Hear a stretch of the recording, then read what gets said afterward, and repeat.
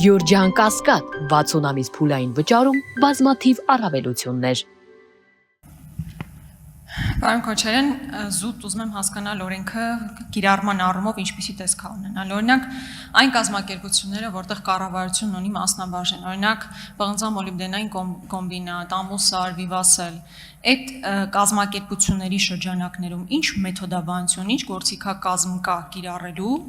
կոռուպցիայի կանխարգելման տեսանկյունից եւ օրինակ այն մարդիկ, ովքեր նշանակված են կառավարության կողմից տվյալ կազմակերպություններում որպես ներկայացուցիչ, տվյալ մարդիկ այս օրենքի շրջանակներում դառնալու են արդյոք հայտարարատու անձիկ։ Շնորհակալություն Տիկին Գրիգորյան հարցի համար։ Այս նախագծով հայտարարագրման շրջանակ որևէ չի վերանայվում։ Նախագծով ընդհանրապես կոռուպցիայի կանխարգելման հանձնաժողովին լիազորություն եւ գործառույթ է վերապահվում, որպեսզի նշած շրջանակի կազմակերպություններում կոռուպցիոն ռիսկերի գնահատում ուսումնասիրություն կատարի եւ համապատասխան ռիսկերի արկայության դեպքում զեկույց տա, հաշվի առնի նաեւ դիմացի կողմի ուրեմն դիրքորոշումը եւ նաեւ խորհրդատվություն մատուցի այդ ռիսկերը զսպելու կամ բացառելու ուղղությամբ։ Մեթոդաբանությունը մենք լիազորում ենք կոռուպցիայի կանխարգելման հանձնաժողովին այն համոզմամբ, որ ոլորտի մասնագետ պրոֆեսիոնալ կառույցը կոռուպցիայի կանխարգելման հանձնաժողովն է եւ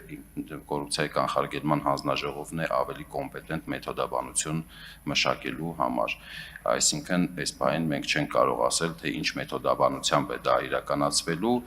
բայց երբ որ ունենանք արդեն հանձնաժողովի կողմից ընդունված մեթոդաբանություն, բարձ կլինի, թե ռիսկայնությունը ինչպես է գնահատվելու եւ նաեւ ստուգումներն էլ ինչ ռիսկերի գնահատումներն ու ոլորտներն էլ ինչ մեթոդաբանությամբ են ընտրվելու կոնկրետ։ Արձագանք։ Պարոն Քոչարյան, անկեղծ ասած չհասկացա կիրառման տեսանկյունից ինչ տեսք է ունենալու այս օրենքը, օրենքի ընդունումից հետո։ Օրինակ իմ նշած կազմակերպությունները դառնալու են ուսումնասիրության առարկա այնտեղ տեղի ունեցողը այս օրենքի շրջանակներում։ Եվ օրինակ մեզ որպես բարձրաստիճապաշտոնատար անձիկ հասկանալու համար կոռուպցիայի առնչություն ունենք թե չունենք, մեզ ինչը լավ է, պարտադրվում է, որպեսզի ներկայացնենք հայտարարագրեր։ Այս դեպքում տրամաբանական չի լինի նաև, որ այն մարդիկ, ովքեր պաշտոնապես ներկայացված են տվյալ կազմակերպությունում, իրենք եւս ներկայացնեն հայտարարագրեր։ Թե ես ճիշտ ոնց հասկանում եմ, այս օրենքը ոչ մի ձև դա չի կարգավորվում, որովհետև ձեր ներկայացրածը շատ ընդհանրական էր։ Ես ուզեցա այդ ընդհանրականի մեջ կիրառական մի բան գտնեմ ու հասկանամ, թե կոնկրետ որ կազմակերպություններում է տեղի ունենալու ուսումնասիրությունը այս օրենքի ընդունումից հետո եւ այդ ուսումնասիրությունների տեսքը ընդհանուր առմամբ ինչպիսին է լինելու։ Շնորհակալություն Տիկին Գրիգորյան, այո, ձեր նշած կազմակերպություններում կարող են իրականացվել ռիսկերի գնահատում, 24 թվականի ընթացքում իրականացվել է կոռուպցիոն ռիսկերի պիլոտային գնահատում, պետական մասնակցությամբ 3 կազմակերպություններում, ուրեմն Հայաստանի պետական հետաքրքրությունների ֆոնդ, Հայանտար պետական ոչ առևտրային կազմակերպություն եւ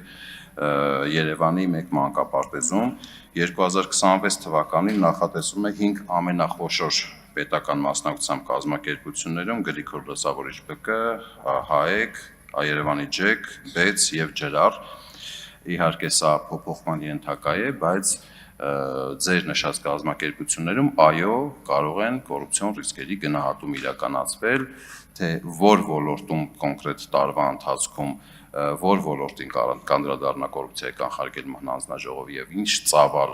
կներառի ստուգման, դա օրենքի կարգավորման դաշտից դուրս է, դա կոռուպցիայի կանխարգելման հանձնաժողովը կորոշի, ինչ վերաբերում է հայտարարագրմանը, այո, դա ճիշտ նշեցիք, այս նախագծի շրջանակներից դուրս է, բայց մենք այլ կառավարություն ունենք այլ նախագիծ